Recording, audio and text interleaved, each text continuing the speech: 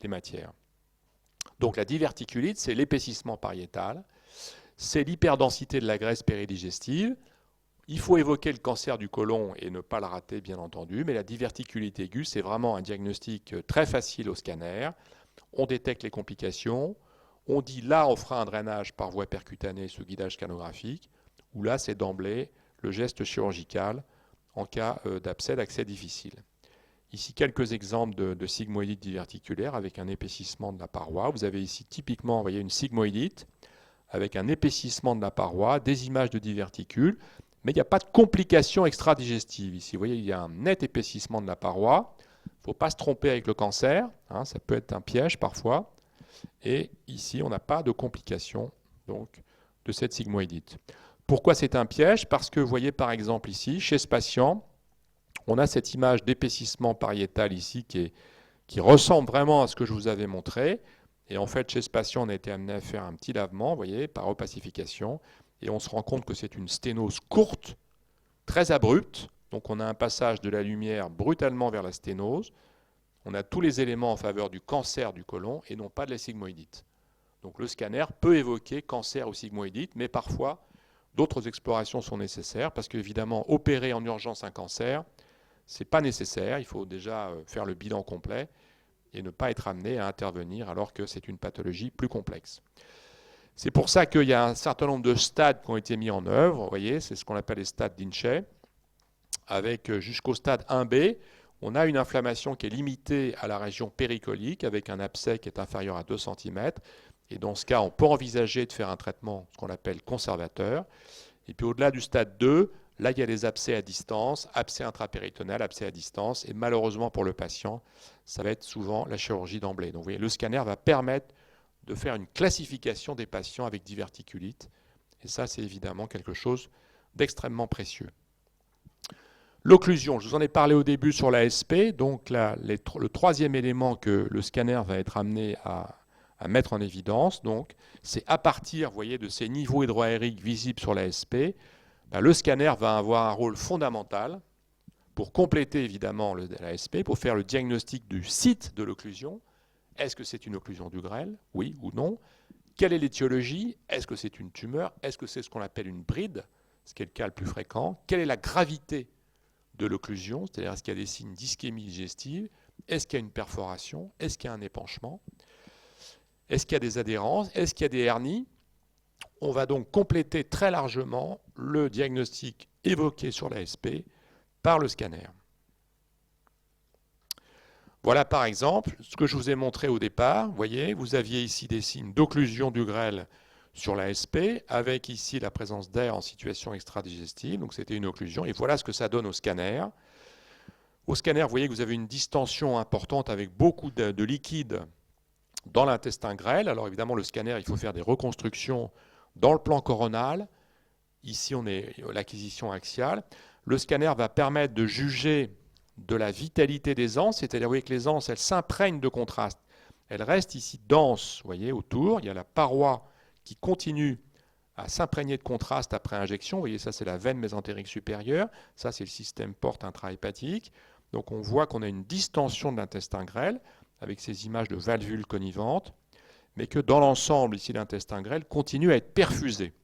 En revanche, on commence à avoir un épanchement ici. Ça veut dire que c'est des signes quand même de gravité de cette occlusion. Deuxièmement, ce qu'on va chercher avec le scanner, c'est ce qu'on appelle la zone de transition. C'est-à-dire qu'on a une zone de transition entre grêle dilaté et grêle plat. Et c'est cette zone de transition qu'il faut mettre en évidence, évidemment, parce que c'est là que va se situer le point qui bloque l'intestin grêle, c'est-à-dire le site de l'occlusion. Et cette jonction entre grêle dilaté et grêle plat, vous voyez, on la voit ici. On a du grêle plat ici en aval, du grêle dilaté en amont. Bon, il faut tourner autour, il faut faire plusieurs explorations, plusieurs reconstructions. On la retrouve ici dans le plan axial. On a une aile, vous voyez, une anse digestive qui est plate, non dilatée. Et puis juste en amont ici, on a une anse digestive qui est très dilatée. Et donc cette zone de transition, ça permet de dire, voilà, l'occlusion, elle est là. Donc ça va évidemment guider le geste chirurgical qui va être nécessaire pour donc mettre un terme à cette occlusion. Et surtout, on peut évoquer la cause de cette occlusion. Et comme on voit ici qu'il ne se passe pas grand-chose, il n'y a pas de tumeur, il n'y a pas de masse, il n'y a pas de ganglion, les vaisseaux sont bien injectés, le cas le plus fréquent, c'est la présence de ce qu'on appelle une bride.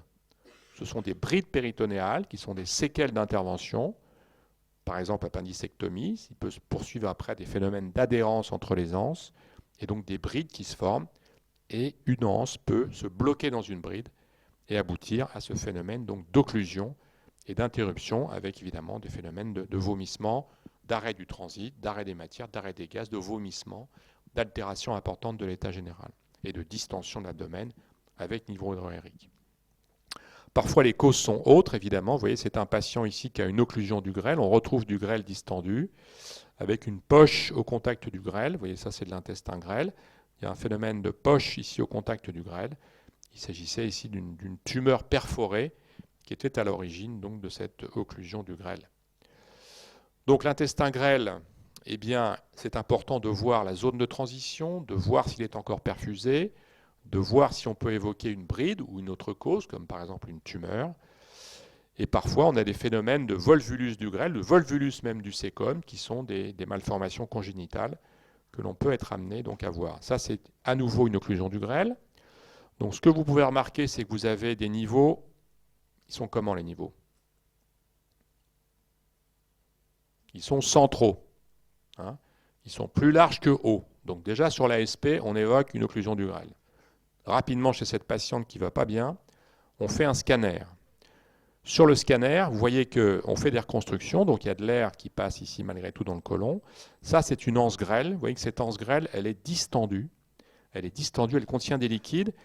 Et puis, à l'extrémité de cette anse ici, on a d'abord une anse, vous voyez, non dilatée ici en aval. Donc on est à la jonction grêle dilatée, grêle plat. Donc on a localisé le site de l'occlusion, donc occlusion du grêle. Mais il y a des signes de gravité.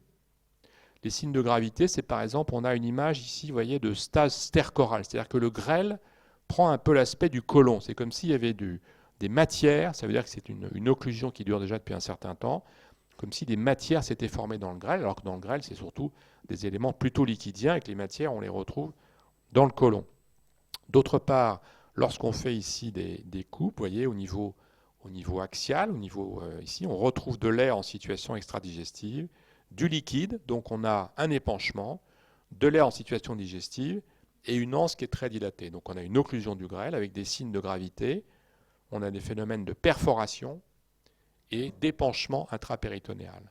Donc tout ça, ce sont les phénomènes de gravité pour cette occlusion du grêle qui va très rapidement aller au bloc opératoire parce que le risque, évidemment, c'est qu'il y ait ce qu'on appelle une ischémie du grêle, donc une perte de la perfusion de la paroi du grêle, qui a été occlue pendant pas mal de jours, apparemment. Et donc, sur ces signes d'occlusion et de gravité, eh bien, il va falloir resséquer de l'intestin grêle. Donc, c'est évidemment des signes de gravité. À nouveau, chez la même patiente, vous voyez la stase liquidienne. Ici, on a cet aspect de stase stercorale. Et vous voyez qu'on a ici un épanchement, c'est-à-dire qu'on a du liquide au contact de cette anse avec de l'air ici en situation extradigestive. Donc, ce qui témoigne d'une occlusion grave, compliquée de perforation. Alors d'autres signes d'occlusion, c'est par exemple ici, au niveau des vaisseaux mésentériques, on a des phénomènes de spire, c'est-à-dire que lorsqu'on a ce qu'on appelle un volvulus du grêle, les anses tournent avec les vaisseaux mésentériques, et on a un phénomène de spire, c'est-à-dire que normalement, on a un arrondi ici, entre les vaisseaux mésentériques et les branches distales, qui devraient être beaucoup plus rectilignes et beaucoup plus réguliers. Donc on a la spire des vaisseaux mésentériques, l'épanchement, l'occlusion et donc la perforation qui témoignent donc de signes de gravité de cette occlusion du grêle. D'autres possibilités sur l'ASP, c'est qu'on a ici, vous voyez, une clarté où on a des éléments qui sont plus hauts que larges. Donc c'est une occlusion colique. Et là, on a une grande clarté qui traverse ici l'abdomen. Eh bien, c'est parfois le cécum, au lieu d'être à droite, il a basculé vers le côté gauche.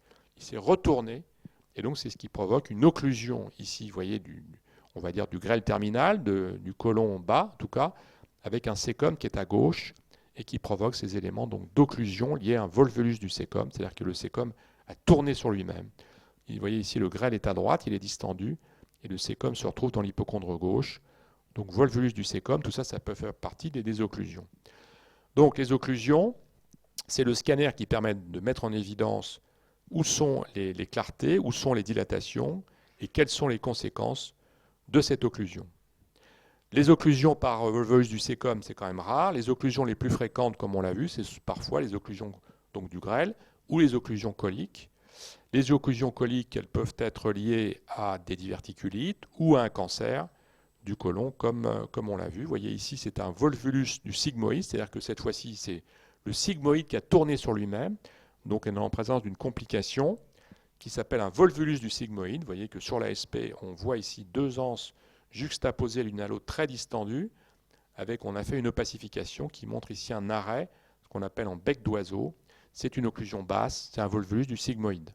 Donc vous aviez le volvulus du grêle, le volvulus sur parfois une bride, le volvulus du sécom, avec le sécom qui vient dans l'hypochondre gauche, qui produit une occlusion, et le volvulus du sigmoïde, c'est-à-dire qu'on a une rotation de cet organe sur lui-même, qui est à l'origine donc évidemment d'une occlusion basse, d'une occlusion du côlon.